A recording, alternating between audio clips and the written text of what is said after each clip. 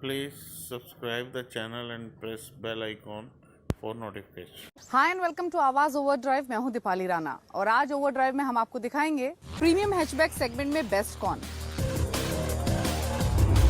इन दिनों एसयूवी के साथ प्रीमियम हैचबैक सेगमेंट में भी कंपटीशन बढ़ रहा है। ऐसे में अगर आप कोई प्रीमियम हैचबैक खरीदने की सोच रहे हैं और डिसीजन नहीं ले पा रहे हैं तो देखिए ये स्टोरी और तय कीजिए कौन सी गाड़ी आपके बजट में फिट बैठती है।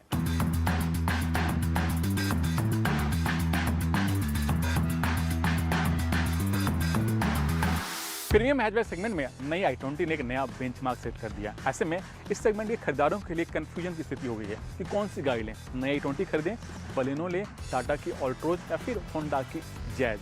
और इसी कंफ्यूजन को मैं दूर करूंगा इस स्टोरी में। तो सबसे पहले जान लेते हैं कि इन गाड़ियों की कीमत कितनी है, क्योंकि कीमत ही तय करता है कि कौन सी गाड़ी आपके बजट में फिट बैठती है। तो कीमत के लिहाज से देखें तो जो टाटा की ऑल्ट्रोज है वो सबसे सस्ती है। उसकी कीमत शुरू होती है 5,44,000 से, जबकि जो नई i20 है वो थोड़ी सी महंगी है।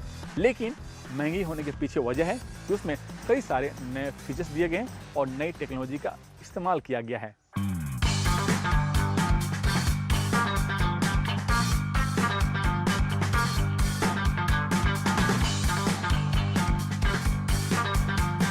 इस सेगमेंट जो यंग खरीदार हैं वो स्टाइलिश स्पोर्टी लुक के साथ साथ स्पेशियस कार भी चाहते हैं। तो मैं बता दूं, जिस गाड़ी में जितना ज़्यादा व्हील बेस उतना ही ज़्यादा स्पेस मिलता है। तो टाटा की जो ऑल्ट्रोज है उसमें आपको 2501 mm का व्हील बेस मिलता है, यानी सबसे कम है। जबकि जो नई i20 है उसमें आपको 2580 mm का व्हील बेस मिलता है। इसी वजह से नई i20 में आपको सबसे ज़्यादा स्पेस मिलता है।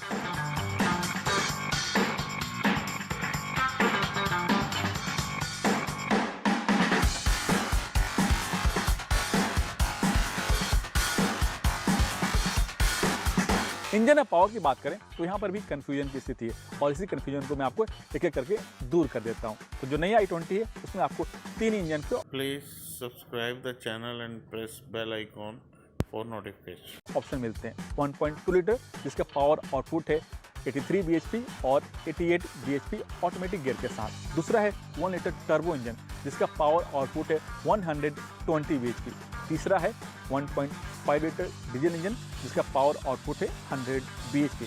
दूसरी तरफ है बलेनो। तो बलेनो में भी आपको 2 इंजन का ऑप्शन मिलते हैं, एक है नॉर्मल, दूसरा है हाइब्रिड। नॉर्मल में आपको 83 bhp पावर मिलता है, जबकि हाइब्रिड में आपको पावर मिलता है 88 bhp। तीसरा है टाटा की ऑल्ट्रोज, उसमें भी आपको पेट्रोल और डीजल दोनों इंजन का ऑप्शन मिलते हैं। जो पेट्रोल है उसमें आपको इंजन मिलता है 1.2 लीटर जिसका पावर आउटपुट है 83 bhp। दूसरा है 1.5 लीटर डीजल इंजन जिसका पावर आउटपुट है 90 bhp। तीसरा है होंडा की जैज, उसमें आपको सिर्फ पेट्रोल इंजन का ऑप्शन मिलता है, वो है 1.2 लीटर जिसका पावर आउटपुट है 90 bhp। अगर आप ऑटोमेटिक गाड़ी खरीदने की सोच रहे हैं तो मैं आपको बताता हूँ कि किस गाड़ी में आपको ऑटोमेटिक गियर का ऑप्शन है और किस गाड़ी में ऑटोमेटिक गियर का ऑप्शन नहीं है। तो जो नई i20 है उसमें आपको 3 ऑटोमेटिक गियर का ऑप्शन मिलते हैं, जबकि बलेनो है उसमें आपको CVT गियर का ऑप्शन मिलता है और जो होंडा की जैज है उसमें भी आपको 7 स्पीड CVT गियर का ऑप्शन मिलता है। लेकिन जो टाटा की ऑल्ट्रोज है उसमें आपको सिर्फ 5 स्पीड मैनुअल गियर का ही ऑप्शन मिलता है, यानी उसमें आपको ऑटोमेटिक गियर का ऑप्शन नहीं है। इस सेगमेंट जो खरीदार हैं वो लुक, फीचर्स, परफॉर्मेंस के साथ साथ माइलेज जानना चाहते हैं कि गाड़ी कितना देती है। तो मैं आपको बता दूं कि जो नई i20 है उसका जो पेट्रोल वेरिएंट है उसमें आपको 20 किलोमीटर का माइलेज मिलता है, जबकि जो उसका डीजल वेरिएंट है उसमें आपको 25 किलोमीटर का माइलेज मिलता है, कंपनी का दावा है। दूसरी तरफ है बलेनो।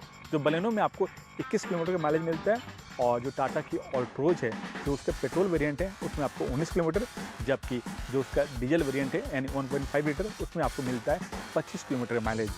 और जो लास्ट वाली गाड़ी है वो है होंडा की जैज, उसमें जो माइलेज मिलता है वो है 17 किलोमीटर। एक कंपनी का दावा है, लेकिन माइलेज डिपेंड करता है कि आप गाड़ी कैसे चलाते हैं और किस कंडीशन में चलाते हैं।